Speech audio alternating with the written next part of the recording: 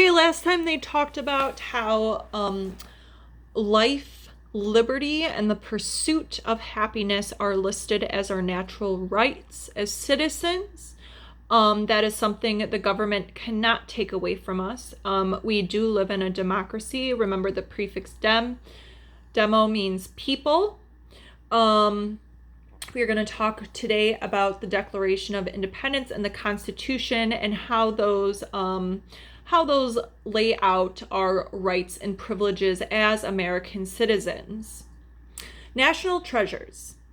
In the United States National Archives in Washington, D.C., armed guards stand on constant watch in the rotunda for the Charters of Freedom. There, underneath bulletproof glass and beneath the watchful eyes of a state-of-the-art system of cameras and sensors, the faded pages of 3 documents are enshrined: the Declaration of Independence, the Constitution, and the Bill of Rights. At night, the documents are stored in an underground vault, rumored to be strong enough to withstand a nuclear attack. So why are these pieces of paper so highly protected and cherished? In short, it's because they serve as an ideological foundations for the government of the United States. They express both the inspiration for American democracy and the blueprint for carrying it out. In this article, you'll learn the origins of these documents and we'll examine the democratic ideals found within them.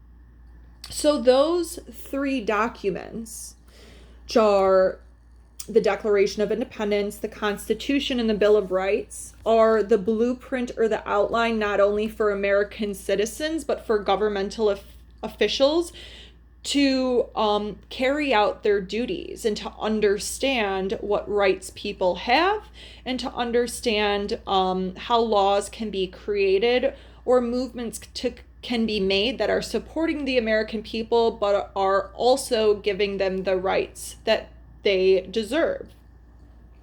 Declaration of Independence. In 1776, the 13 British colonies in North America were rebelling against the British rule.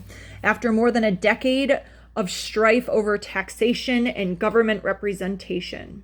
As the Revolutionary War got underway, representatives from each of the colonies agreed it was time to put forward a statement expressing the colonies' reasons for desiring independence. This momentous task fell upon Thomas Jefferson, a 33-year-old Virginia lawyer. Jefferson was inspired by the English Enlightenment philosopher John Locke, whose writings on government put forward 2 ideas that would become quite important to Jefferson. We talked about these, that all humans are born with their natural rights, including the right to protect their lives, liberty, and property. That government is a social contract between people and their rulers, which can be dissolved if the rulers fail to promote people's welfare. Although these ideas seem pretty tame by modern standards, in the 18th century, they were tantamount to treason. The nations of Europe were led by monarchs who exercised the divine rights of kings and owed little or no consideration to the will of their subjects. English citizens had some rights, certainly, but no one would dare to say that the English monarchy could simply be dissolved. Nevertheless, Jefferson, in writing the Declaration, hoped to dissolve the relationship between American colonies and Britain. He drafted the Declaration and gave it to his colleagues, John Adams of Massachusetts and Benjamin Franklin of Pennsylvania. After incorporating their suggestions, Jefferson submitted the Declaration to colonial representatives for approval. What is the Declaration of Independence? At the most basic level, the Declaration of Independence is a list of grievances against the British Crown, seeking the sympathy of the international community for the cause of the colonies and revolting against their mother country. But at a higher level, the ideas expressed in the Declaration serve as the inspiration for American democratic values. They are some of the most poetic and meaningful words in all of American writing. So the Declaration of Independence,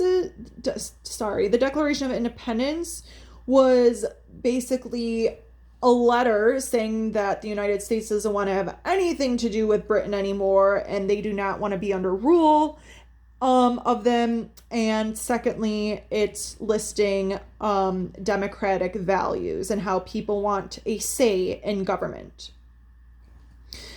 We hold these truths to be self-evident that all men are created equal. They are endowed by their Creator with certain unalienable rights, that among us these are life, liberty, and the pursuit of happiness. That to secure these rights, government are instituted among men, deriving their powers, just powers, from the consent of the governed. That whenever a form of government becomes destructive of these ends, it is the right of the people to alter or abolish it, and to institute a new government, laying its foundation on such principles and organizing its powers in such form as to them shall seem most likely to affect their safety and happiness. So what this is saying is they deserve their rights. People should be included in the system, and if the American people were to come about a form of government that becomes destructive or that is not leading the appropriate way, they have the right to abolish that person's role or remove that person's role. We've done that before with presidents who are abusing their power, who are becoming destructive. We have impeached those presidents. So that's a great example of that. The colonial representatives voted to adopt the Declaration of Independence on July 4th, 1776, which has been celebrated as the official birthday of the United States ever since. Next, on to the Constitution. Although the Declaration served as an inspiration for American democracy, it did not outline an actual system of government. In the years during and immediately after the Revolution, the United States government operated under the Articles of Confederation, a government system that placed most power in the hands of the state government. We'll talk more about the specifics of the Articles of the Confederation later on this course, but now suffice it to say that by the late 1780s, it was clear that the Articles weren't working. The United States needed a new, stronger blueprint for government. In 1787, representatives from the states met in Philadelphia, Pennsylvania, at the Constitutional Convention. Their task was a difficult one. They wanted to create a government system that was powerful enough to meet the needs of the United States, but not so powerful that would become tyrannical. Likewise, they wanted to balance the will and the majority with the rights of the minority, so that the powerful many could not trample the few. So what this is saying, they wanted to come up with a system where everybody was equal and every single person had a say in the government system. Under the leadership of Revolutionary War hero George Washington, the delegates debated the elements of the new Constitution. The final version, influenced strongly by Virginian James Madison and New Yorker Alexander Hamilton, reinforced the idea that government derives from a social contract by citizens for their mutual advantage.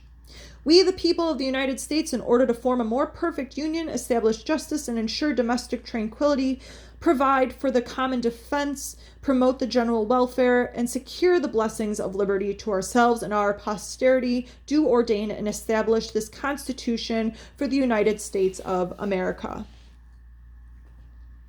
The Constitution, drafted in Philadelphia more than 200 years ago, still forms the basis of the United States government today.